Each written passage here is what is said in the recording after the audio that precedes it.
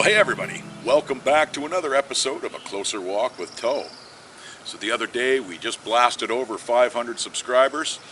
Welcome to all our newcomers, and welcome back to everybody who's been along with us for the rest of the journey. I'm humbled. Thank you so much. Anyways, come for a walk with us, see what's out there in the bush today. Now to get to where we're going, we got to go through this big archway of Pacific 9 bark. Yeah, these guys are beautiful. I've got a tame one in my yard. They call them 9 barks because they have kind of like 9 layers to their barks. Through we go into the rabbit hole, Alice. These little guys here, these little beauties, these guys have a black spore print. And yeah, they don't have a gelatinous pellicle or anything like that, so that takes the psilocybe out of there. And we'll get a little bit closer here. Let me get a few twigs out of the way here. This little guy. And the reason why I wanted to get so close in here is because he's got a very white stipe. And we've got all kinds of wood litter and beautiful soil in here too. Look how easy that broke. It's like, okay, so he's got, yeah, he doesn't have a ring. You can see how dark his gills are and close together. Yeah, just wild. But look at how delicate they are. They just completely fall apart. And I have a stinking hunch that these might be the Satharella genus. No idea what species, but yeah, these guys are really neat. Yeah, just so delicate, and you can see that they just fall apart. Yeah, just crazy. This one here's been mowed on by something by the looks of things. Yeah. But we're in a nice little alder grove down in here, and you can see, look at this, the stipes just come right, see, the stipe just came right off of the cap.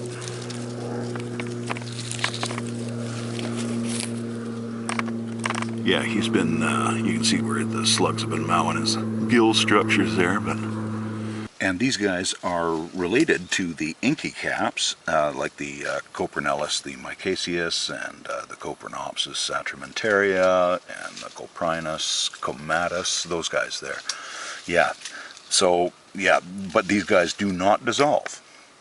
And I mean, there's like over 160 different species of just the Satharella alone in the Pacific Northwest. Well, we'll leave these guys be, but see how thin, and also they've got this little bit of veil material around the margin of the cap there as well.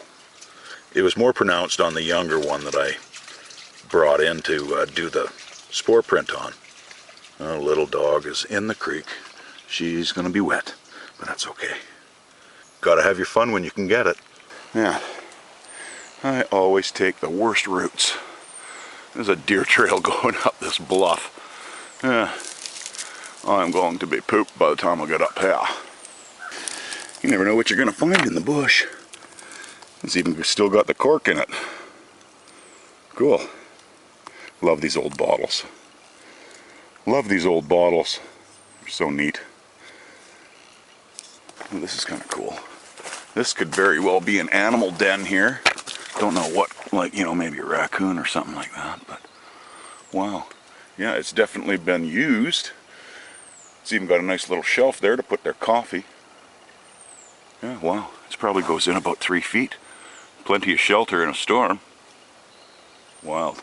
Yeah, I don't know really what's been sleeping in there.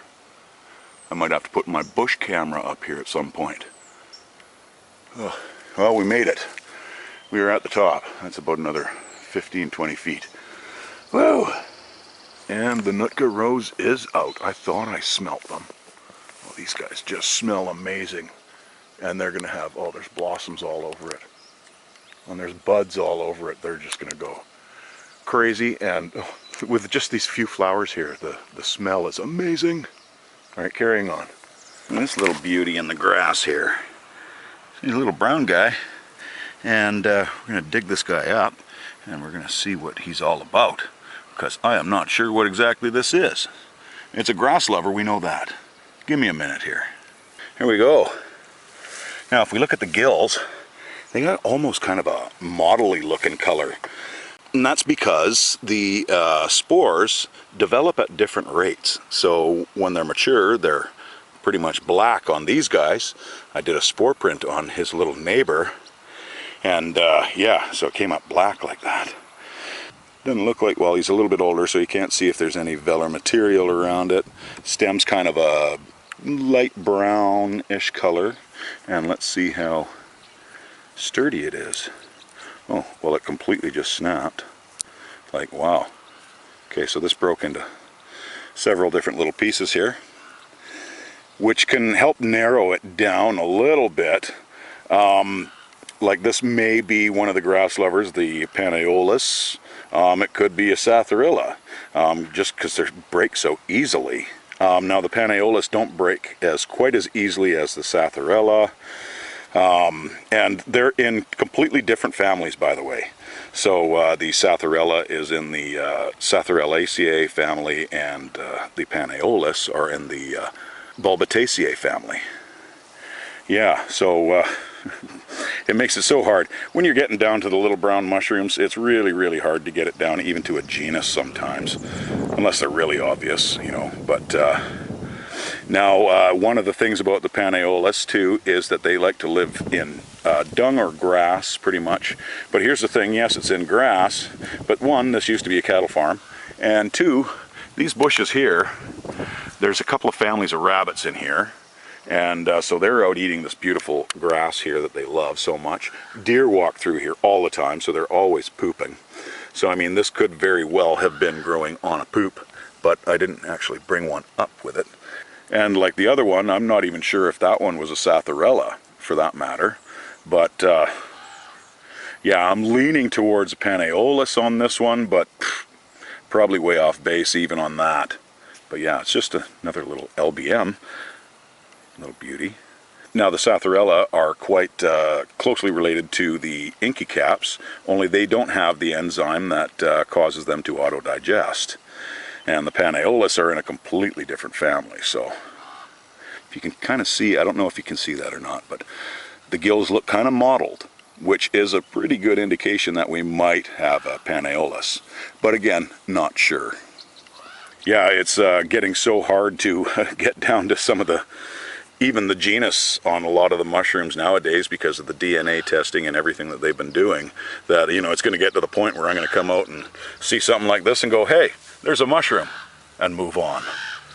So, like I say, possibly a Panaeolus, possibly a Satharilla, not sure. But I can say that we do have an LBM, that is for sure. It's still windy as heck out here. I mean, branches are still falling. And it's been a couple days that we've had this wind. Well, I guess we're actually up to about 4 days of wind now. Getting crazy, but not as bad as it was just not too long ago. And I think we actually might have a big bird nest up there. Right up there. Right there. That looks like a big nest of some kind on the side of that dug fir. Not sure exactly what it might be. Might be a hawk, might be even an owl. Doubt it's an eagle. Their nests are much, much larger, and it could be a peregrine falcon. We've got a lot of those around here too. Wild. But yeah, when it comes to hawks and stuff, we got like the sharp shins, we've got the coopers, we've got the red tails. So many birds of prey. And just down on the edge of this lowland field, we've got an amazing plant. This is the wild mint. This is Mentha arvensis. Yeah, it's got some amazing, amazing properties. You'll see that the leaves are opposite. They have a square stipe, so if you try to roll it in your fingers, it won't roll like a little stick would. It actually, you can feel it turn the corners and whatnot. These guys have lots of stuff in them. Menthol is a big one, but there's another ton of compounds that are in these guys that are really good for us. And also there's tannins and flavonoids. And we know that the flavonoids are antioxidants, so they do the scavenging and protect our DNA. But the tannins, they're polyphenol. And I don't know if you remember me talking about the dandelion, the Taraxacum officinalis. It's like loaded with the polyphenols, and those guys are anti-cancerous for certain cancers. So these guys are related to a lot of them out there. The heel all, that's the Purpureum vulgaris, and also the Lamium purpureum, the purple monster.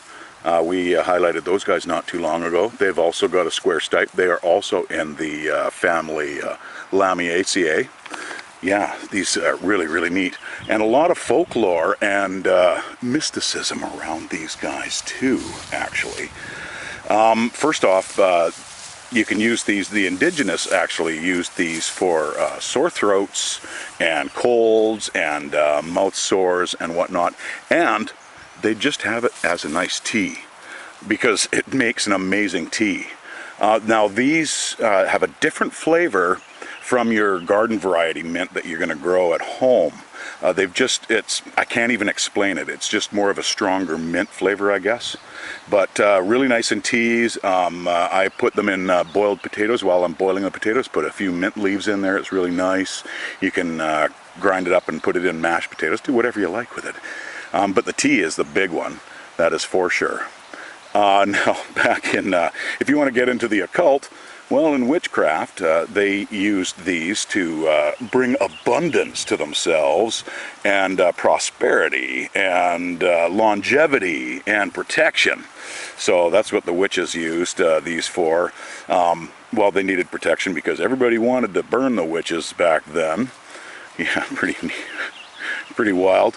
Yeah, but there's also Greek mythology behind these guys too, and they feel that it brings on wellness and well-being, like self-well-being and whatnot. However, we have a little bit of a folklore story for you, so gather around the campfire, children. We've got a little story to tell you. So we were going to talk about the Greek god Hades. Now, he had a thing, and he was a little bit promiscuous, but he had a thing for a little nymph, and her name was Mentha. And, well, problem was he was married, and his wife, Persephone, caught wind of this, kind of like the wind that's blowing through here. I hope it's not affecting the audio.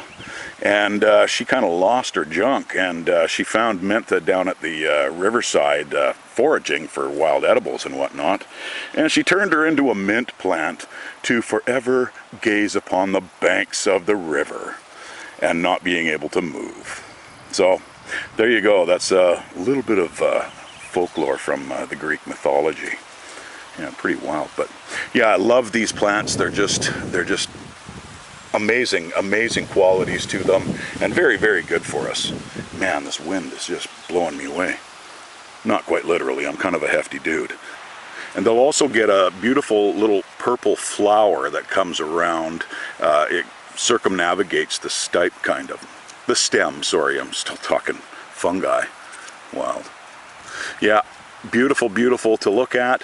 And the aromatics that come out of these guys, if you ever have any lowland that you're mowing or something like that, and you end up mowing down a bunch of these, it absolutely permeates the air with the mint smell. Just amazing. Matter of fact, I was weed whacking one area, and there was a lot of mint in there, and it was so much. It was like I stuck a Vicks Vapor Rub up my nose or something like that. It was so like it was really potent. But yeah, these guys, like the heel all and the Lamium purpureum, you can use them on your wounds, so you can do like a spit poultice or whatever. You can use it for like any kind of sore or maybe an ulcer or something like that. Your teas will help like any kind of mouth sores or maybe kind of gum infection or something like that, you know. It's because it's antibacterial and antibiotic, so just like the heel all. Yeah, something about the Lamiaceae family. What are you smelling, sweetheart? I think she's on the scent of a little field mouse somewhere. Oh yeah, she's definitely checking something out. But yeah, so really, really good qualities to these guys. Love them. I'm going to be harvesting a few of these. They're just beauties, and I'm going to make a cup of tea when I get home. We have a bit of an angry robin mum up there because I'm about 15 feet from her nest here, but anyways, it's just a big nest. She did a nice job. Anyways, we'll leave you alone, Mama. I don't know if you can see these guys in there, but those are the North American bullfrog tadpoles. Those guys are invasive, and we never had them on the island until somebody decided to have a French restaurant and they served frog legs. And then the restaurant went belly up and they let all the frogs go, the North American bullfrogs, into a couple of the local lakes. And since pretty much all of the lakes and waterways are all connected on Vancouver Island, yeah, they've slowly made their way from Victoria all the way up to Port Alice. Crazy. Oh, I've got an eagle somewhere. You can hear them. Beautiful dragonflies are out right now. I'm sure that the wind's just killing the audio on this, but no dragonfly. Absolutely gorgeous day. She's warm, but the wind is keeping the temperature down, which is really nice. So I was out mowing yesterday, and I didn't even see these guys until I was walking by them just now. Wow. Yeah, there's a whole bunch of them in the grass here. These guys are probably about 2 inches max, are the biggest ones. And they've left their own spore print, which is awesome. And look at that. Look at how black that is. Yeah, wild. Okay, so some of these are pretty shattered because I did mow over here apparently. I'm not seeing any velar material on any of the even younger ones, and yeah, just bizarre. So here's a younger one that's you can see that it was a darker color, and how these are very, very fragile for sure. Are they part of the Sathraceae or Bulbitaceae? Quite possibly. Yeah, they don't have a ring or anything, so, and yeah, see, it just snaps and falls off. Yeah, crazy town. See, they're just all breaking all apart. Now, we were talking about these guys earlier because we've already found 2 today, different species, different from these guys even. These guys almost seem like they're almost kind of clustered, which could maybe help you identify them down to a smaller group too. There is a non-inking inky cap too that I forgot to mention about, and that one's actually Coprinopsis caniceps, but that's not this one, I don't believe, but they're normally a little bit more striate. These guys are slightly striated, but not very much. Like it's, yeah, they apparently have round cuticle cells, which cause them to break like this. Just neat, but yeah. Yeah, like when I first saw these little bit bigger ones, I thought possibly it was maybe the Satharella maculata, but those guys have kind of a fleeting ring on them. There's also Canadolena, and that one likes conifer forests, and the only trees around here are Doug firs. Yeah, so don't know what to tell you on these guys. Way too hard to figure out anything like that out in the field without a microscope, you know. Totally at a loss, but I do believe that we're in one of the 2 families, though, the Bulbitaceae or the Sathraceae, I think. But, so, if you got any ideas out there, please let us know in the comments below. Well, what do you know? Speaking of the heel-all, here we are. Here's some little beautiful guys. And these guys related to the mint in the Lamiaceae family. And they have a square stipe. These guys are antibiotic, antimicrobial, antifungal. They are, gosh, they're partially anti-cancerous. They're, you know, there's just so many attributes. Again, all in the mint family, they are the same. These guys, even their little heads, their little flower heads, are nice to just throw on a salad just for appearance. They're just beautiful. Yeah, just amazing little creatures. Like I say, if you got a wound of some kind, even a bee sting or anything, these will work just wonders. Honestly, for bee stings, the best thing is any of the Plantagos, the Lanceolata, or the Ovalifolium or Ovatum, I can't remember, but And if you can't find the Plantago, any of the Rumex are just fine too, like the Aceticella or the Crispus. Any of those are fine too for bee stings and wounds too for a spit poultice. Yeah, just another amazing little plant in the mint family. I love these little prickly rose. They're out too, as well as the Nootka rose, the Rosa nutkana. This one's Rosa sicularis, the little prickly. You can see, I don't know if you can see this or not. Let me get her focused. It's just loaded with prickles. Good times. But smells really sweet, beautiful. Tiny, tiny, tiny little rose hips. Not big, not big. Not like the Nootka rose where they're huge. Geesuses, and they got a baby. I did not think we had any babes. There he is. Oh, that's so sweet.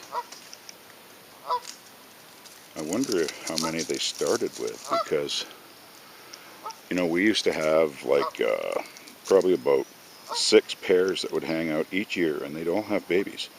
And each one, slowly the babies would get picked off, and so would the parents. I mean, I found probably about 6 different carcasses around the lake of geese, and in one of our earlier videos I showed one that the eagle got. So yeah, they're definitely high on the prey list. So this is the only breeding pair that we have here right now. Oh, and this is Branta canadensis, by the way. Alright everybody, that's all we got for you today. It's pretty dry out there, not very many fungi. But I tell you, it's still beautiful, still smells wonderful. So it's great to be out there. So if you enjoyed what you saw, please hit the like and subscribe button. And thank you so very much for watching, and take care, my friends.